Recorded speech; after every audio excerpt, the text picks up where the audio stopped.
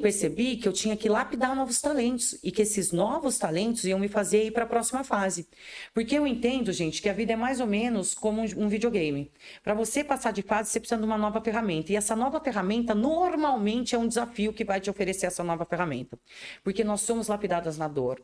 Então, você tem que encarar os desafios, não pode desviar, não pode pegar atalho, porque esses desafios vão te trazer novos conhecimentos que serão ferramentas para a nova fase. E aí você vai abrir a porta da nova fase com essas ferramentas que você adquiriu através desse desafio que você enfrentou. Então, a lapidação de talentos, eu lapidei, eu comecei a lapidar aqueles talentos que eu achei que eu não tinha, por exemplo, conformidade, estabilidade, estruturar novos processos. Para eu estruturar uma nova carreira, eu não podia deixar minha dominância nem minha influência falar mais alto, porque minha influência faz o quê? Eu divago, eu crio muito, e a minha dominância faz o quê? Eu quero para agora, eu quero rápido, né? Então, eu tive que desenvolver, tive que lapidar os talentos de conformidade, de estabilidade, de um perfil comportamental das soft skills que é diferente do meu, que é complementar ao meu, para que eu pudesse ter mais equilíbrio, paciência e compaixão comigo. Depois eu fui para o estabelecimento de propósito e clareza. Forte isso aí, viu? É forte, né? Você teve que se aceitar e ter um pouco mais de carinho consigo mesmo, Isso, né? Porque, gente, é natural que a gente se cobre demais, principalmente se o seu perfil comportamental também for dominante. As pessoas dominantes, elas querem para ontem. E eu me conhecendo e sabendo que eu sou assim, eu me aceito. E eu entendo que às vezes eu vou ter algumas crises de ansiedade, só que eu também sei como lidar, já aprendi. E o terceiro passo foi o estabelecimento e clareza de propósito, porque, gente, já passou o tempo que as pessoas compravam o seu o quê? Compravam o seu produto. Hoje elas compram o seu porquê. Hoje elas compram a sua motivação. Hoje elas compram aquilo que elas veem brilhar nos seus olhos. Hoje você não tem clientes, hoje você tem fãs. Ou você tem fãs, ou você tem cliente que você vai perder para a concorrência a qualquer momento. É mais ou menos assim que funciona. Então, eu entendi que para poder ter clareza do meu propósito, eu tinha que entender que eu tenho que agir para o próximo. Uma vez eu estava fazendo uma live com o Carlos Wizard e eu falei assim, propósito é quando você faz o seu melhor para o próximo. Ele olhou e falou, fala de novo. Propósito é pro próximo. Eu falei, me dá os créditos, hein? Que você vai usar. E você também, de casa, me dá os créditos. Pro próximo. Propósito é pro próximo. Por quê? Vira e mexe nas minhas mentorias, as pessoas falam, Aline, eu tenho propósito. O meu propósito é ter uma casa legal, é poder pagar um estudo bom para os meus filhos, é poder viajar de vez em quando com a minha esposa, ir num restaurante legal, ter um estilo de vida legal. Esse é meu propósito. Não. Isso aí é sua meta, é seu objetivo. O seu propósito tem que ser pro próximo. E aí, quando contribuir, né? É contribuir. Aí, Yuri, olha a mágica acontecendo. Quando você usa as suas habilidades, os seus talentos, porque eu já me conheço, eu já lapidei meus talentos. Quando eu uso as minhas habilidades, os meus talentos, o meu conhecimento para transbordar na sua vida e resolver uma dor que já existe no mercado, eu estou empreendendo. E eu estou empreendendo com propósito. Sabe por quê? O meu propósito é trazer resultados na sua vida. E você sabe qual que é a consequência do resultado na sua vida? Sim. Dinheiro no meu bolso. Aí chega, tipo, você cria grandes raízes, para de pensar alicerces. no dinheiro, e eu não tô romantizando, eu provo para vocês que eu vivo assim, eu vivo de propósito hoje, e graças ao bom Deus, minha conta tá cheia. Eu não preciso pensar no dinheiro, porque fazendo de você uma pessoa próspera, o dinheiro vem para mim. E mesmo que você não me devolva na mesma proporção tudo que eu fiz por você, o universo reverbera. Gente, física quântica não é filosofia, é uma ciência exata.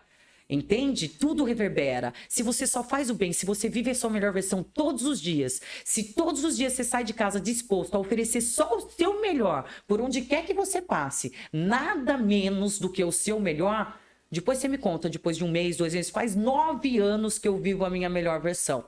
Todos os dias, antes de sair de casa, eu tenho meu to-do list, eu tenho a minha rotina da manhã, que eu cuido da minha saúde física, intelectual, espiritual, emocional, todos os dias antes de sair de casa para cuidar da minha saúde financeira. Chova, faça sol, sábado, domingo ou feriado, inclusive em viagens de férias. Eu faço isso, tá?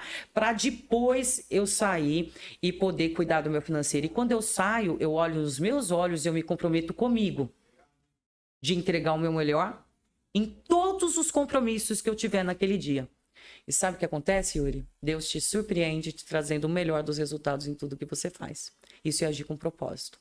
E a consequência, meu amigo, é infalível. O dinheiro vem. Ele vem. Você não precisa ficar fazendo cálculo, ele vem. E aí, lembra que eu falei que com 20 anos eu coloquei na minha cabeça que com 30 eu seria milionária? Sim. Eu era, mas uma vida disfuncional. Então, não fez sentido, porque eu era milionária, mas eu tinha úlcera hemorrágica, meu casamento estava disfuncional, a vida inteira estava desorganizada, entende? E por isso, o quarto passo é a gestão de Talvez tempo. por isso que tem uma coisa que muita gente fala, que, tipo, tem muita gente rica e que não é feliz, que tem tantos problemas. Tem gente que a única riqueza é o dinheiro. É. A única, não tem mais nada. Tem gente que é tão pobre que a única coisa que tem é dinheiro. Isso, gente, não é prosperidade. Eu vejo tantas pessoas que só têm dinheiro e não tem mais nada que eu fico morrendo de dó. Aí em São Paulo deve ser... Vejo terrível. muita gente assim, infelizmente. Em todo canto, realmente. Desculpa. É porque a imagina. gente vai puxando Com as certeza. partezinhas interessantes aí pra gente Com dar uma certeza, fica à enriquecida. vontade. O quarto passo, gente, é gestão de tempo, justamente porque eu percebi que o meu maior gap era a gestão de tempo. E aí, dentro dessa questão de gestão de tempo, Yuri, existe uma questão de valores. Não existe falta de tempo, existe falta de prioridades e de estabelecimento de valores. Todos nós temos 24 horas. O que você não pode é sair agindo a esmo, sem antes elencar aquilo que não pode ficar fora do seu dia a dia. Todas as palestras que eu dou, hoje eu não fiz essa pergunta, mas ontem eu fiz, eu pergunto, Yuri, quais são os seus principais valores que você não abre mão? Os meus? É. Valores. Família. É porque na hora que você faz essa pergunta, você fica querendo saber especificamente. Mas os valores é família, é honra, ética, moral. Não sei se é isso que você espera. A ética, a moral em tudo que eu faço. Não espero nada não, fica à vontade. Não, mas eu digo assim, são esses os principais valores. De ser sério, correto, ético, moral, a educação, família. São os valores principais que eu tenho. Perfeito. O que o Yuri acabou de fazer, 90% das pessoas que eu faço falam igual. Tem nada de errado no que ele falou. Mas ele esqueceu de colocar ele como valor. Verdade. E a maior parte das pessoas, você fala assim, ó, quais são os seus 5 maiores valores? Só 5 só, coloca aqui, ó, não precisa de muito, só 5. A pessoa vai colocar honestidade, família, trabalho, honra, Deus, vai colocar tudo. Só que ela esquece de colocar ela como valor. Como é que você vai ter uma família feliz? Como é que você vai honrar a sua família? Como é que você vai ter tempo de qualidade com Deus, sendo que você não cuida de você? Hã?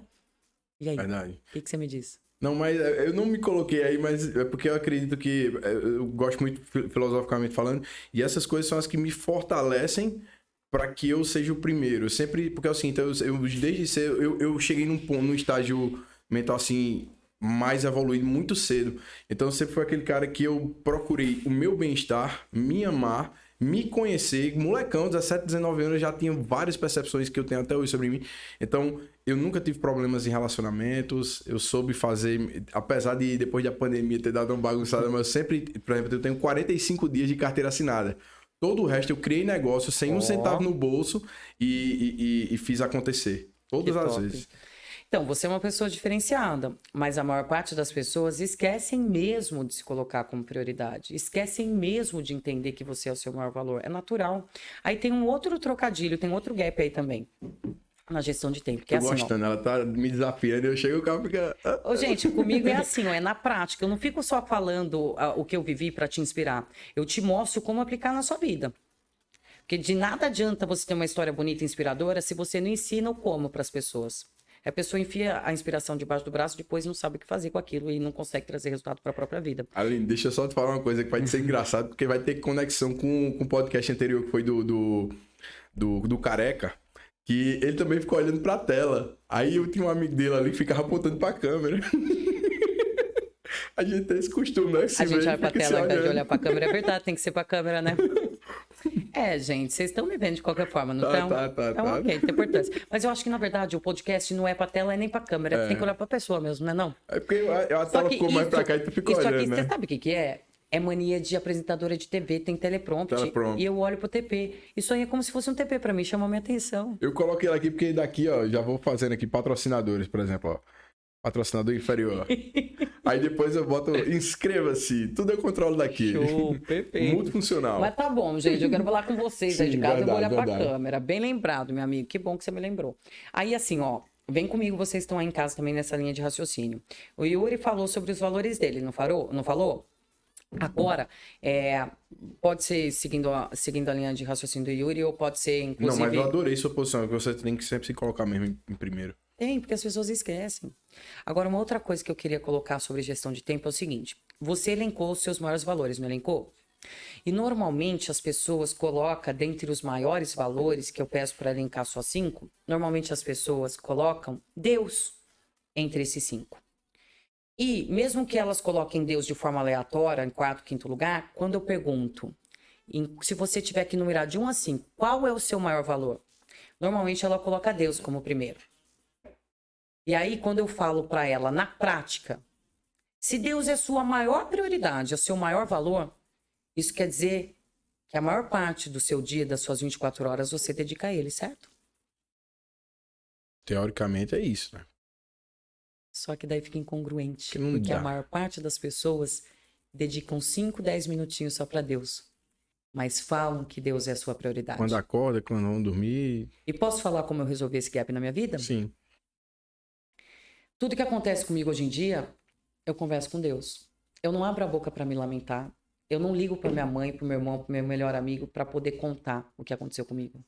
Mas eu faço a minha conexão direta com Deus. E é com Ele que eu falo. E é Ele que me dá as respostas. E depois que Ele me dá as respostas, eu sigo minha vida. E depois que eu resolvo os meus perrengues, aí sim, quando a minha ferida curou, eu abro a minha boca e mostro para as pessoas o como eu resolvi. Então a minha vida mudou 360 graus quando eu passei a fazer jus ao meu maior valor, que é Deus. Hoje eu converso com Deus o tempo todo. O tempo todo. Antes de eu entrar numa palestra, é com Deus que eu converso. Antes de sair de casa, é com Deus que eu converso. Quando eu estou no avião, é com Deus que eu converso. Quando eu desço, é com Deus que eu converso. Antes de entrar numa reunião, é com Deus que eu converso. Eu não vou pedir a opinião do meu amigo, da minha irmã. É com Deus que eu converso. Então, se Ele é o meu maior valor, é com Ele que eu vou me conectar a maior parte do meu tempo. Aí depois vem a família, meu outro segundo valor, e depois o trabalho. Agora, olha como eu vivia de forma incongruente. Verdade. Eu coloco o trabalho como terceiro ou quarto na minha lista de prioridade. Mas, na realidade, ele estava em primeiro. Olha como fica incongruente. E a incongruência gera toda essa vida disfuncional que eu tinha. Porque na minha mente, Deus sempre foi minha prioridade. Mas no meu dia a dia, eu não tinha tempo para Deus. No meu dia a dia, a minha prioridade era trabalho. Ficava incongruente com os meus valores. Entende o autoconhecimento? Entende a gestão de tempo? Sim. Daí eu parei para pensar e falei assim, Deus, na verdade, o que eu preciso é ter mais tempo com você. E eu não preciso deixar de trabalhar, eu não preciso deixar de cumprir os meus deveres de mãe, de esposa, de filha, eu não preciso deixar de me divertir, de ir na academia, de viajar, de subir nos palcos. É só lembrar que existe um Deus com você. É só lembrar que nós somos seres humanos trinos. Somos corpo, mente e alma. Só que as pessoas esquecem desse terceiro, esquecem do espírito. E não alimentam o espírito. Por isso que tem tanta gente fraca, por isso que tem tanta gente doente, por isso que tem tanta gente padecendo. Porque não alimenta o espírito. É da boca para fora, que é crente em Deus, que nananã, mas não alimenta. E eu era uma delas. Era uma pessoa que sempre colocou Deus como valor, mas eu não tinha tempo para ele. Era só pra tá na estante, digamos assim, né? O posicionamento. Era só pra colocar ali pra justificar o restante, E mas... hoje eu vivo esse valor, hoje eu vivo essa verdade, hoje eu me interiorizo e é com Deus que eu converso, é para Deus que eu busco as soluções, é com Ele, foi Ele que aprovou o meu livro, foi Ele que aprovou minha nova carreira, não foi ninguém. Entende? E aí eu entendi nessa gestão de tempo que se eu consigo colocar os meus valores como prioridade... O resto é consequência. Nunca mais você vai ter uma página do seu livro da vida em branco se você colocar Deus e as suas prioridades acima de tudo. É denominador mínimo de esforço, DME. Eu criei um DME. Então, esse denominador mínimo de esforço é um esforço mínimo que eu tenho que ter todos os dias para nunca mais ir para a cama dizendo, nossa, hoje o dia não prestou, hoje não valeu nada no meu dia. Todos os dias antes de sair de casa eu tenho esse denominador mínimo de esforço para fazer valer. E aí, independente do que aconteça, eu já fiz a minha parte e os meus valores eu cumpri. O mínimo que eu precisava para fazer aquele dia valer a pena, eu já fiz. Tenho ele ali como um padrão para cumprir todos os dias. Foi isso. E aí eu comecei a ter muito mais resultados nessa minha gestão de tempo. E por último, o plano de ação, né, gente? É o PDA, é o que, quando, como, onde, com quem, as estratégias que eu vou fazer para poder ter aquele resultado. Tudo que está na minha cabeça é sonho. Eu tirei da cabeça, coloquei no papel, criei uma estratégia, aí sim é o planejamento. E aí eu começo a executar, eu tenho como mensurar. Eu criei isso e eu comecei a executar. Lembra que eu te falei que o primeiro setênio do meu filho eu me dediquei a ele? Sim. Inclusive, gente, muito antes de chegar a pandemia, eu já trabalhava home office. Em 2016, eu já tinha vendido todos os meus negócios. De 2016 para 2017, eu mudei meu CNAE. Meu CNPJ existe